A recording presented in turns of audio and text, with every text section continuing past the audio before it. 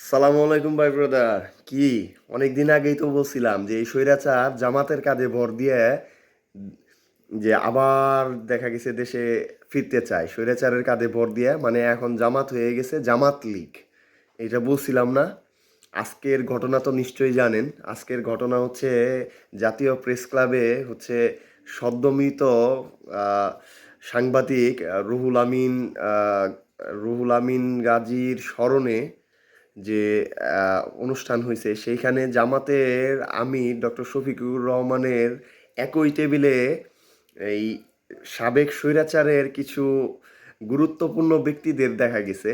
তো তাদের মধ্যে হচ্ছে স্বৈরাচারের সাবেক প্রেস সচিব আবুল কালাম আজাদ ছিল। তারপরে হচ্ছে তথ্য উপদেষ্টা, স্বৈরাচারের সাবেক তথ্য উপদেষ্টা ইকবাল সোবহান চৌধুরী ছিল। তারপরে বিএফইউজের সাবেক সভাপতি মঞ্জুরুল আহসান ছিল। তারপরে আহ, আহ, মহাসচিব হচ্ছে উমর ফারুক ছিল। তো এরপরেও যদি বলেন যে জামাতই আছে, জামাত লীগ হয় নাই, তারপরেও আসলে আপনাদের আসলে কিছু বলার নাই।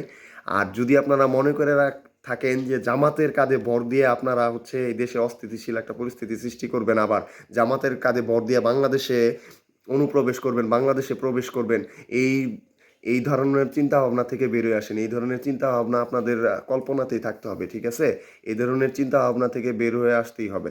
আর জামাত জামাত যে দল, আপনারা কি মনে করতেছেন যে জামাত এখন হচ্ছে এই যে আওয়ামী লীগ নিয়ে, তারপরে হচ্ছে আরো আরো সংগঠন নিয়ে জামাত সরকার গঠন করে ফেলতেছে?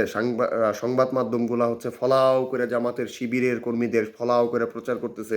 আপনাদের কি মনে হয় বিএনপি ছোট্ট একটা দল, বিএনপির একটা ফু দিলেন বিএনপি উড়ে গেল?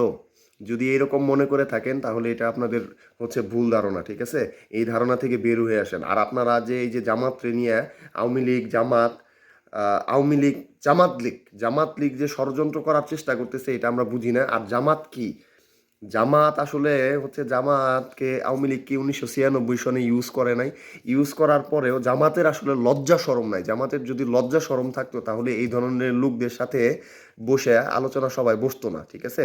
এই ধরনের লোকদের সাথে এক টেবিলে বসতো না। জামাতের লজ্জা শরম নাই। 1996-এ জামাতকে ইউজ করে আওয়ামী লীগ তার পরবর্তীতে এই যে বিগত দিনে জামাতের উপরে যে নির্যাতন চালাইছে, এইটা জামাত ভুলে যায়। এখন আবার জামাত লীগ হয়ে গেছে, জামাত আওয়ামী লীগের সাথে আবার দেখা গেছে একটা ঐক্য তৈরি করার চেষ্টা করতেছে, ঐক্য তৈরি করে ক্ষমতায় আসার চিন্তা ভাবনা করতেছে। এই ধরনের কাজ থেকে আপনাদের যে বিগত দিনে আপনারা যে ফল পাইছেন, তারপরেও আপনাদের শিক্ষা হয় নাই, আপনাদের লজ্জা হয় নাই, তাহলে আপনাদের নিয়ে আসলে কিছু বলার নাই। আপনারা যদি নিজেরা লজ্জিত না হন তাহলে আপনাদের আর কে লজ্জিত করবে? আপনাদের নিয়ে বলে কি হবে?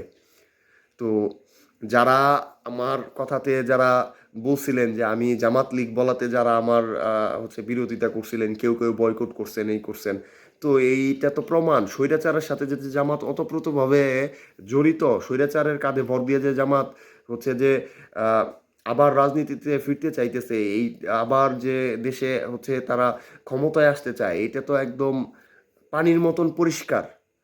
এরপরেও যদি আপনাদের ডাউট থাকে, তারপরেও ডাউট থাকলে আপনারা আরও জানাবেন, ঠিক আছে? আস্তে আস্তে সব কিন্তু বের হয়ে আসবে, ঠিক আছে?